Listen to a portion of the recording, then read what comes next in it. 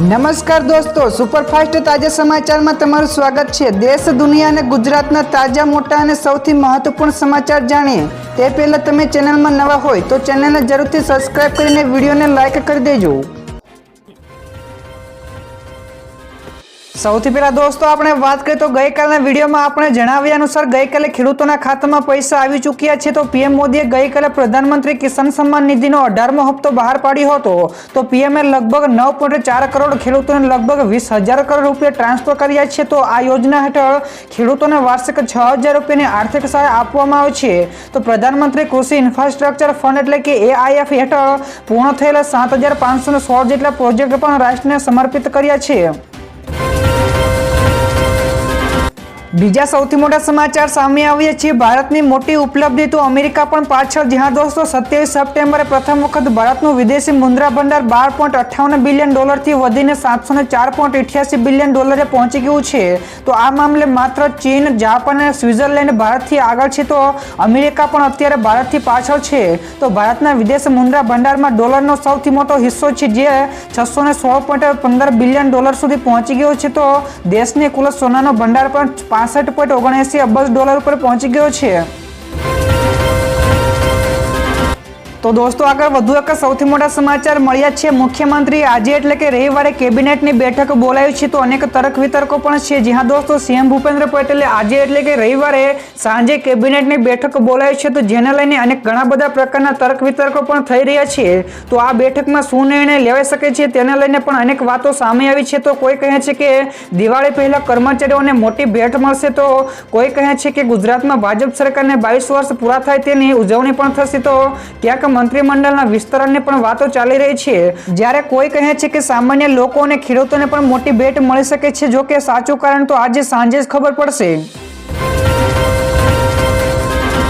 તો દોસ્તો બીજા સૌથી અગત્યના સમાચાર સામે આવ્યા છે। નરેન્દ્ર મોદીનું મોટું નિવેદન, કહ્યું કે કોંગ્રેસે ખેડૂતોને કંગાળ બનાવ્યા। જ્યાં દોસ્તો મહારાષ્ટ્રના વાશીમાં વડાપ્રધાન નરેન્દ્ર મોદીએ કહ્યું કે મહારાષ્ટ્રના ખેડૂતોએ અનેક દાયકાઓથી ભારે સંકટનો સામનો કર્યો છે। તો કોંગ્રેસ અને તેના નેતા સહયોગીઓએ સરકારે ખેડૂતોને કંગાળ બનાવવામાં કોઈ કસર છોડી નથી। તો જ્યાં સુધી મહાઅઘાડી સરકાર સત્તામાં હતી ત્યાં સુધી તેમની પાસે બે જ એજન્ડા હતા, તો પ્રોજેક્ટના પૈસાથી ભ્રષ્ટાચાર કરવો અને ચૂંટણી પહેલા ખોટા વચનો આપવા। તો તેમણે ઘણી બધી યોજનાઓ પણ બંધ કરી દીધી છે। તો દોસ્તો તમારા મતે શું કહેવું છે? ગુજરાતમાં પણ કોણ કંગાળ બનાવી રહ્યું છે? ફટાફટ નીચે કોમેન્ટમાં જણાવજો। ત્યાર પછી દોસ્તો ફટાફટ આ સિવાયના બીજા સમાચારની વાત કરવામાં આવે તો સિંધુ ભવન રોડ ઉપર 175 મીટરનું સિટી સ્ક્વેર સેન્ટર બનશે। જ્યાં દોસ્તો સિંધુ ભવન ખાતે આગામી વર્ષોમાં દુનિયામાં એક અનોખી ઓળખ ધરાવતા નજારાઓમાં ગણતરી થાય તેવું આઇકોનિક ગગનચુંબી ટાવર બનવા જઈ રહ્યું છે। તો સિંધુ ભવનના ઓક્સિજન પાર્કની બાજુમાં વર્ટિકલ સ્ટ્રક્ચરની દ્રષ્ટિએ ભારતનું સૌથી ઊંચું ગગનચુંબી 175 મીટરનું સિટી સ્ક્વેર સેન્ટર બનશે। તો જેમાં 175 મીટરની ટોચ ઉપર સ્કાય ડેક અને સ્કાય વોક સહિતના રેસ્ટોરન્ટ, કેફે એરિયા અને એમ્ફી થિયેટર જેવો પણ સમાવેશ થાય છે। તો દોસ્તો બીજા સૌથી મહત્વપૂર્ણ સમાચાર સામે આવ્યા છે। ગઈકાલે સીએમ ભૂપેન્દ્ર પટેલની કચ્છવાસીઓને કરોડો રૂપિયાના વિકાસ કાર્યોની મોટી ભેટ, જ્યાં દોસ્તો મુખ્યમંત્રી ભૂપેન્દ્ર પટેલે માંડવીમાં રૂપિયા 117 કરોડથી વધુના વિવિધ વિકાસના કાર્યોની કચ્છવાસીઓને મોટી ભેટ આપી છે। તો મુખ્યમંત્રીએ રૂપિયા 28.46 કરોડના કુલ 6 જેટલા કામોનું ઇલેક્ટ્રોનિક ખાતમુહૂર્ત કર્યું હતું। તો આ ઉપરાંત તેમજ રૂપિયા 89.21 કરોડના 9 જેટલા કામોનું ઇલેક્ટ્રોનિક લોકાર્પણ કર્યું હતું। જ્યારે આ પ્રસંગે સાંસદ અને ધારાસભ્યો પણ ઉપસ્થિત રહ્યા હતા। તો મુખ્યમંત્રીએ કચ્છના ખમીરને પણ બિરદાવ્યું હતું। તો the Indian socialist in London બુકનું પણ અનાવરણ કર્યું હતું। ત્યાર પછી આગળ દોસ્તો વધુ એક મહત્વપૂર્ણ સમાચાર મળ્યા છે। સૌથી મોટું ફિશ ફેક્ટરી શિપ અલંગ ભંગાવવા આવ્યું છે। જ્યાં દોસ્તો ભાવનગરના અલંગ શિપ બ્રેકિંગ યાર્ડ ખાતે વિશ્વનું સૌથી મોટું ફિશ ફેક્ટરી જહાજ ભંગાવવા આવ્યું હતું। તો સામે આવેલી માહિતી અનુસાર મોટર વેસલ દીવો નામના જહાજને શિપ અલંગના પ્લોટ નંબર 169 દ્વારા ખરીદવામાં આવ્યું હતું। તો આ જહાજ 1980માં બનાવવામાં આવ્યું છે। તો 26,136 મેટ્રિક ટન વજન ધરાવે છે અને 228 મીટર લાંબુ અને 32.3 મીટર પહોળું જહાજ છે। તો શુક્રવારે તેને કસ્ટમ પ્રક્રિયા હાથ ધરવામાં આવી હતી।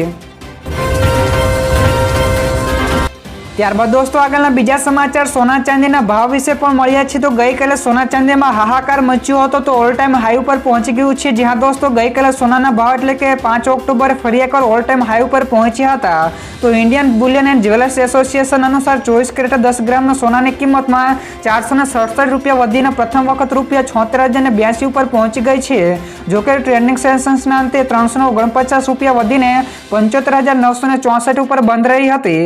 જોકે ચાંદીના ભાવમાં પણ 115 રૂપિયા વધીને 92,286 રૂપિયા પ્રતિ કિલોએ થઈ છે. જોકે ટ્રેન્ડિંગ સેશન્સના અંતે 1,529 વધીને 92,200 રૂપિયા ઉપર પહોંચી ગઈ છે.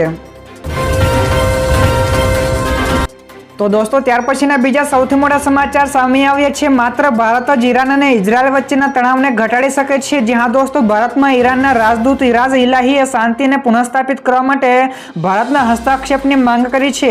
તો ઈરાનની રાજદૂતે કહ્યું કે ભારતે આ તકનો લાભ ઉઠાવીને ઇઝરાયલને પ્રદેશમાં તેની આક્રમકતા રોકવાને શાંતિ અને સ્થિરતાને જાળવણી રાખવા માટે સમજાવવું જોઈએ. તો ઈરાનના રાજદૂતે વિશેષમાં કહ્યું કે માત્ર ભારત જ દેશના તેમના દેશ અને ઇઝરાયલ વચ્ચેના તણાવને ઘટાડી શકે છે. ત્યારબાદના દોસ્તો બીજા સમાચારની ઝડપથી વાત કરવામાં આવે તો નાના શહેરોમાં મ્યુચ્યુઅલ ફંડમાં રોકાણ કરવાનો ક્રેઝ વધ્યો છે. જ્યાં દોસ્તો ઝેરોદા ફંડ હાઉસે મ્યુચ્યુઅલ ફંડમાં રોકાણ કરવા માટે નાના શહેરોમાં રોકાણ કરવાની વધતી સંખ્યાને લગતો એક અહેવાલ બહાર પાડ્યો છે. જે અનુસાર એપ્રિલ મહિનાથી લઈને ઓગસ્ટ મહિનાની વચ્ચે મ્યુચ્યુઅલ ફંડ ઉદ્યોગોમાં 2.3 કરોડ નવા રોકાણકારો જોડાયા છે. તો જેમાંથી 1.23 કરોડ લોકો નાના 30 શહેરોમાં સિવાયના અન્ય શહેરોમાંથી આવે છે. તો નાના શહેરોમાં મેથી લઈને ઓગસ્ટ મહિનાની 2024ની વચ્ચે પોર્ટફોલિયોની કુલ સંખ્યામાં 1 કરોડ રૂપિયાનો વધારો થયો છે. તો દોસ્તો બીજા સૌથી અગત્યના સમાચાર મળ્યા છે. ગુજરાતમાં પ્રથમ રબર બેરેજ કમ બ્રિજ બનશે. જ્યાં દોસ્તો અમદાવાદના લોકો માટે સારા સમાચાર મળ્યા છે. તો ગુજરાતમાં પ્રથમ વખત રબર બેરેજ કમ બ્રિજ બનાવવામાં આવશે. તો સાબરમતી ઉપર 367 કરોડના ખર્ચે કોરિયન કંપની એક કિમીનો બ્રિજ બનાવવામાં આવશે. તો આમ થવાથી ચાંદખોડાથી લઈને એરપોર્ટની સીધી કનેક્ટિવિટી પણ મળશે. તો આગામી 3 વર્ષમાં આ બ્રિજ બનીને તૈયાર થઈ જશે. તો ગુજરાતનો સૌથી પહેલો એવો બ્રિજ બનશે જેમાં નીચે પાણીના સપ્લાય માટે રબર બેરેજ પણ બનાવવામાં આવશે. તો દોસ્તો ત્યારબાદના બીજા સૌથી મહત્વપૂર્ણ સમાચાર સામે આવ્યા છે. હવે 10 મિનિટમાં ફૂડ ડિલિવરી. જ્યાં દોસ્તો તાજેતરમાં જ સ્વિગી ઇન્સ્ટામાર્ટે દિલ્હી, નોઈડા અને ગુરુગ્રામમાં 24 કલાકની ડિલિવરી શરૂ કરી છે. તો હવે સ્વિગીએ કહ્યું કે તે માત્ર 10 મિનિટમાં જ 6 શહેરોમાં ફૂડ ઓર્ડર પહોંચાડશે. તો જેમાં બર્ગર, ગરમ પીણા, ઠંડા પીણા, નાસ્તાની વસ્તુઓ અને અન્ય ઘણી બધી વસ્તુઓ અને બિરયાની જેવી ઘણી બધી લોકપ્રિય વાનગીઓને પણ બોલ્ટ હેઠળ ઓફર કરવામાં આવે છે. તો ફૂડ ડિલિવરી પ્લેટફોર્મ સ્વિગીની આ સર્વિસ 6 મોટા શહેરોમાં પહેલેથી જ કાર્યરત છે. તો દોસ્તો તમારા શહેરમાં પણ સ્વિગીની સર્વિસ ચાલુ છે કે નહીં ફટાફટ નીચે કોમેન્ટમાં જણાવજો. ત્યારબાદ દોસ્તો બીજા સૌથી મહત્વપૂર્ણ સમાચાર મળ્યા છે. હવે સાવધાન, તો હેલ્મેટ ના પહેર્યું તો ગયા સમજજો. જ્યાં દોસ્તો હેલ્મેટ મુદ્દે હાઈકોર્ટે ખખડાવ્યા બાદ અમદાવાદમાં ટ્રાફિક પોલીસે ડ્રાઈવ શરૂ કરી છે. તો ટ્રાફિક પોલીસના 1500 જવાનો, 1800 જેટલા હોમગાર્ડના જવાનો અને 1600 જેટલા ટીઆરબી જવાનો મેદાને ઉતારવામાં આવ્યા છે. તો લોકો પોલીસ સાથે માથાકૂટ કરે છે એટલે બોડી વોર્ન કેમેરા પણ હશે. તો આ ડ્રાઈવ 5 કે 7 દિવસ પૂરતી નથી પરંતુ લાંબી ચાલશે. જો હેલ્મેટ વિના પકડાશો તો દંડથી લઈને લાયસન્સ પણ કેન્સલ થઈ શકે છે.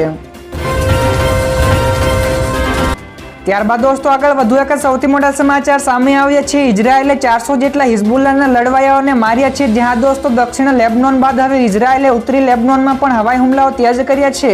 તો આઈડીએફે ગઈકાલે અહેવાલ આપ્યો હતો. તે અનુસાર છેલ્લા 5 દિવસમાં તેમણે 400 કરતાં વધારે હિઝબુલ્લાના લડવાયા એટલે કે સૈનિકોને માર્યા છે.